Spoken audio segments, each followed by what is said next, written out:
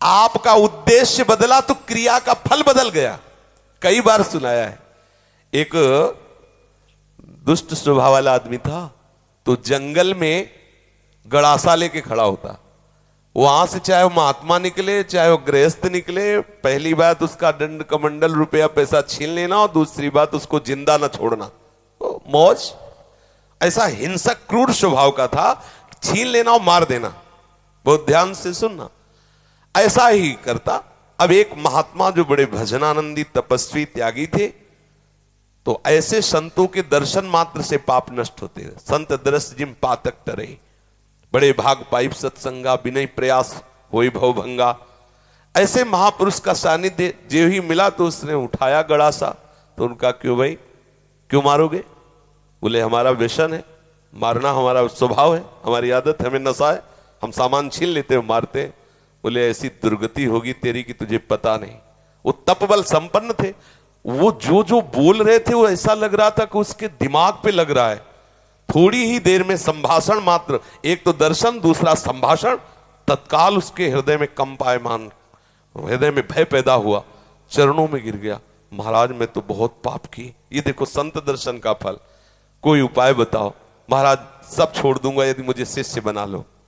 तो उनका तुम्हें ऐसे शिष्य नहीं बनाएंगे, पहले तुम भारत के तीर्थों का अवगाहन करो, जब तुम पवित्र हो जाओगे तब तुम्हें शिष्य बनाएंगे। तुमने बहुत सी हत्याएं की है, बनाएंगे शिष्य, लेकिन पहले भारत के तीर्थों में भ्रमण करो। तो महाराज हम कैसे जानेंगे कि हम पवित्र हो गए, निष्पाप हो गए? तो उन्होंने एक सूखी लकड़ी दी और कहा जब ये हरी हो जाए, इसमें अंकुरण हो जाए, तो वहीं से लौट आना, जानना तुम निष्पाप हो गए। चल पड़ा। अब महापुरुष की प्रेरणा, ये होता है संत का प्रभाव। अब वो लकड़ी ली सूखी और चल पड़ा। 10 किलोमीटर चला होगा तो एक जंगल में एक बहुत बड़ा बट वृक्ष था, बरगद का, बहुत बड़े बड़े पेड़, बरगद के बहुत बड़ी, उसकी जड़ ऐसे आके शाखाओं से नवीन वृक्ष की रचना, बहुत बड़ा वृक्ष था। उसी के नीचे सोचा रात्रि काट लेते हैं, फिर हम तीर्थ यात्रा में जाएंगे। उसी के नीचे तो 4 बदमाश ऊपर चढ़े हुए थे, चोर, और वो समीप वाले गांव में चारों तरफ से आग लगाने का प्लान बना रहे थे कि तुम दक्षिण की तरफ से आग लगाना, तुम उत्तर की तरफ से आग लगाना, और फिर जो निकलेगा उनको मारेंगे, ऐसा ऐसा। उसने सोचा है इतने पाप किए हैं, अब तीर्थ यात्रा तो जा ही रहे, इन 4 को और मार देते हैं, क्योंकि ये 4 मरेंगे तो पूरा गांव बच जाएगा। अब जो तीर्थ ही जा रहे तो जब 50-100 वो मारे तो 2-4 इनमें क्या जाता है। उन्होंने आवाज लगाई, ये सुनो तुम्हारा प्लान ठीक नहीं है। तो देखा कि कोई हमारे प्लान को सुन लिया। तो उनका देखो हम तुम्हारे गुरु हैं इस बात के, जीवन हो गया गड़ासा चलाते हुए, मुझे पता है तुम फंस जाओगे, नीचे उतरो। अब एक साथ थोड़ी उतरेंगे, एक एक उतर। बड़ा वृक्ष था तो जड़ की आड़ में, उसको पता था, मारने का अभ्यास था, बिना अस्त्र शस्त्र के हाथ ही से मार दिया, 4 को मार दिया। मारा, सोचा अभी यहां तो हमने हत्या कर दी, अभी यहां नहीं रुकेंगे, आगे जो ही लकड़ी उठाया तो हरी हो गई।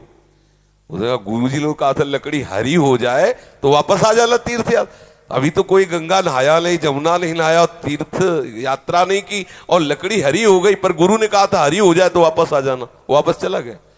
जो ही पहुंचा, कहा गुरु जी दंडवत। बोले तीर्थ यात्रा के लिए भेजा था, वापस कैसे आ गए? बोले आपने कहा था जहां आपकी लकड़ी हरी हो जाए वहीं जान लेना, पवित्र हो गए। तो गुरु जी लकड़ी तो हरी हो गई। तो बोले किस तीर्थ में लाया? बोले ला आया नहीं, 4 को और मार दिया।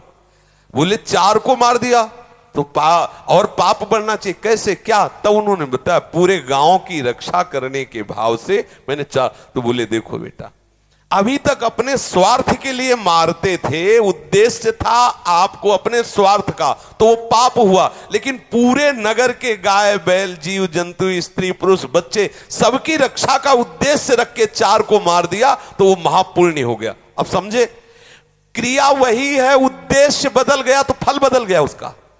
आप गृहस्थ में जो क्रियाएं कर रहे हैं वही क्रियाएं प्रभु के लिए करने लगे, उद्देश्य बना ले प्रभु की प्रसन्नता, बात बन गई।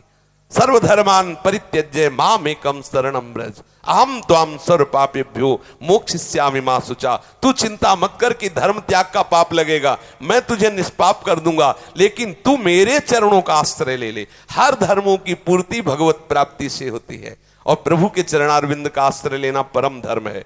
जो धर्म कर्म प्रभु की प्राप्ति में बाधा पहुंचावे तजिए ताहि कोटि वैरिशम, उसे करोड़ों दुश्मन के समान त्याग देना चाहिए। जैसे तजियो पिता प्रहलाद विभीषण बंधु भरत महतारी गुरुबलि तजो कंत ब्रज बनितन, बोले भेमुद मंगलकारी। इसलिए अपने जीवन का लक्ष्य प्रभु प्राप्ति बनाने वाले के लिए हर धर्म भगवत प्रसन्नता के लिए किया जाए, वही हो गया भगवत प्राप्ति का हेतु।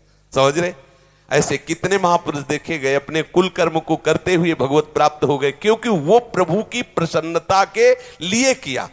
अभी क्या करते हैं हम, जो भी करते हैं अपने सुख के लिए करते हैं, अपनी राजी के लिए करते हैं, और भक्त प्रभु की राजी के लिए करता। क्रिया वही है, उद्देश्य बदल गया, उसका फल बदल गया। समझ गए आप?